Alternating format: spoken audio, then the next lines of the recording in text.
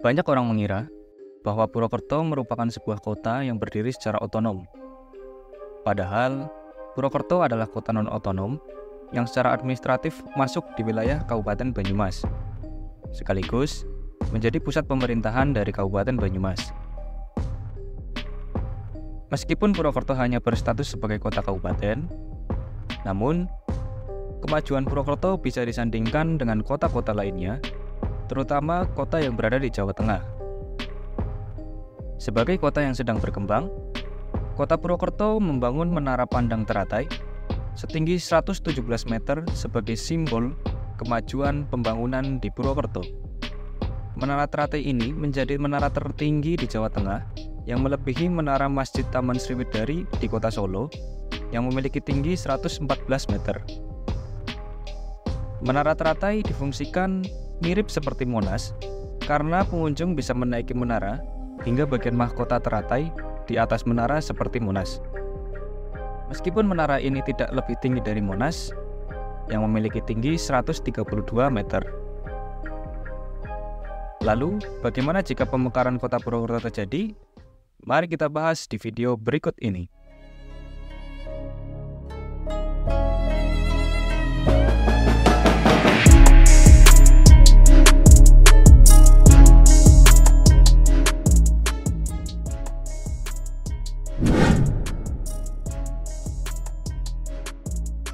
Dilihat dari sejarahnya, Purwokerto pernah berstatus sebagai kota administratif yang ditetapkan berdasarkan PP nomor 36 tahun 1982, yang kemudian wilayahnya melebur kembali ke dalam wilayah administratif Kabupaten Banyumas berdasarkan PP nomor 33 tahun 2003. Pada saat menjadi kota administratif atau kotif, Purwokerto terdiri dari 4 kecamatan, yaitu Purwokerto Barat, Purwokerto Selatan, Purwokerto Timur, dan Purwokerto Utara. Dilihat dari letak geografisnya, Purwokerto terletak di sebelah selatan Gunung Slamet dan sebelah utara Sungai Serayu. Wilayah Purwokerto sepenuhnya terkurung oleh daratan dengan ketinggian tanah lebih dari 100 meter di atas permukaan laut.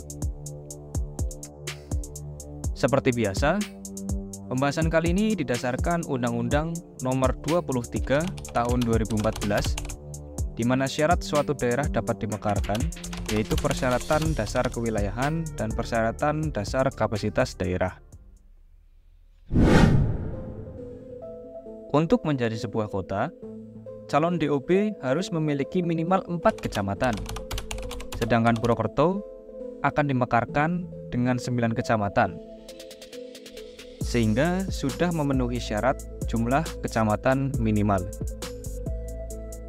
9 kecamatan tersebut adalah Kecamatan Purwokerto Barat, Purwokerto Selatan, Purwokerto Timur, Purwokerto Utara, Kedung Banteng, Karanglewas, Baturaden, Sumbang, dan Kembaran. Untuk memenuhi syarat batas wilayah, Kota Purwokerto berbatasan dengan Kabupaten Banyumas di sebelah selatan, Kabupaten Purbalingga di timur, Kabupaten Brebes, Kabupaten Tegal, dan Kabupaten Pemalang di utara, serta Kabupaten Banyumas Barat di sisi barat yang sudah kami bahas rencana pemekarannya pada link di atas atau di deskripsi. Untuk syarat luas minimal dan jumlah penduduk minimal, kita dapat membandingkannya dengan daerah lain. Wilayah Kota Purwokerto setidaknya akan mencangkup area seluas 266,98 km persegi. Dari luas ini, akan menjadi kota dengan luas administratif terluas kedua di Jawa Tengah setelah Kota Semarang, sekaligus menduduki peringkat 29 kota terluas di Indonesia, menggeser Kota Serang dengan luas 266,74 km persegi, dan tepat berada di bawah Kota Kendari seluas 271,8 km persegi. Jumlah penduduk pada tahun 2023 sebanyak 596.033 jiwa. dengan kepadatan 2.233 jiwa per kilometer persegi. Jika kita bandingkan dengan kota lainnya di Indonesia, Purwokerto akan menduduki peringkat 30, menggeser kota Surakarta. Kota Purwokerto setidaknya akan setara dengan kota Surakarta yang memiliki jumlah penduduk pada tahun 2023 sebesar 586.166 jiwa. Namun, jika dilihat dari kepadatannya sangat berbeda jauh karena Solo atau Surakarta memiliki kepadatan lebih dari 12.000 jiwa. Serta, kota Purwokerto akan tepat berada di bawah kota Jambi yang berpenduduk 633.650 jiwa.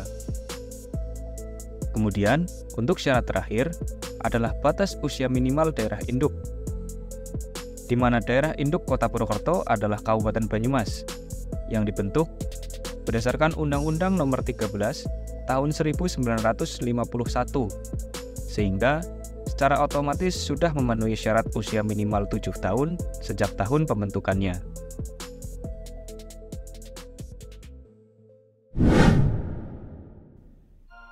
Kapasitas daerah adalah kemampuan daerah untuk berkembang dalam mewujudkan kesejahteraan masyarakat. Hal ini terkait dengan ketersediaan infrastruktur, kondisi ekonomi, dan kondisi masyarakat. Dari sektor transportasi, Kota Purwokerto dapat diakses melalui jalur darat, menggunakan kendaraan pribadi, bus, ataupun kendaraan umum lainnya. Dilalui oleh jalur kereta api yang dilayani oleh stasiun kereta Purwokerto. Dan bandar udara terdekat berada di Bandar Udara Jenderal Besar Sudirman di Kabupaten Purbalingga. Kota Purwokerto setidaknya memiliki 8 rumah sakit dan 34 perguruan tinggi. Utamanya, ekonomi Kota Purwokerto ditopang oleh sektor real estate, jasa, dan pariwisata. Indeks pembangunan manusia sebesar 73,17 poin. Angka harapan hidup sebesar 73,88 tahun. Dengan PDRB Kabupaten Banyumas sebesar 62,85 triliun rupiah. Dengan PDRB per kapita sebesar 34,8 juta. Jika dikonversikan berdasarkan jumlah penduduk Kota Purwokerto, maka PDRB Kota Purwokerto setidaknya menyentuh angka 20,75 triliun rupiah. Perkembangan Kota Purwokerto juga mempengaruhi wilayah urban di sekitar kota, sehingga daerah penyangga kota ikut berkembang dan menciptakan kesatuan daerah urban yang besar. Kota Purwokerto, jika dilihat dari perkembangan ekonomi dan analisis berdasarkan peta penutupan daerah urban, ditopang oleh wilayah di sekitarnya, seperti Kabupaten Banyumas, di Kecamatan Sokaraja, Patikraja, Kalibagor, dan Banyumas. Kemudian Kabupaten Banyumas Barat, di Kecamatan Cilongok dan Aji Barang, serta Kabupaten Purbalingga, di Kecamatan Padamara, Kalimanah, dan Purbalingga. Daerah penyangga tersebut merupakan pusat-pusat perekonomian, di mana Purbalingga terkenal dengan industri UMKM seperti industri knalpot yang maju. Banyumas sebagai pusat industri garmen dan pusat perdagangan, sedangkan Kabupaten Banyumas Barat terkenal sebagai daerah industri berskala besar seperti pergudangan dan terdapat pabrik semen yang ada di Kecamatan Aji Barang. Daerah urban ini setidaknya akan memiliki luas sekitar 698 km persegi dengan jumlah penduduk sekitar 1.254.235 jiwa pada tahun 2022. Dan itulah pembahasan mengenai pemekaran Kota Purwokerto di Kabupaten Banyumas, Provinsi Jawa Tengah. Bila ada salah dan ucapan yang kurang berkenan, admin mohon maaf. Dan sampai jumpa di video berikutnya.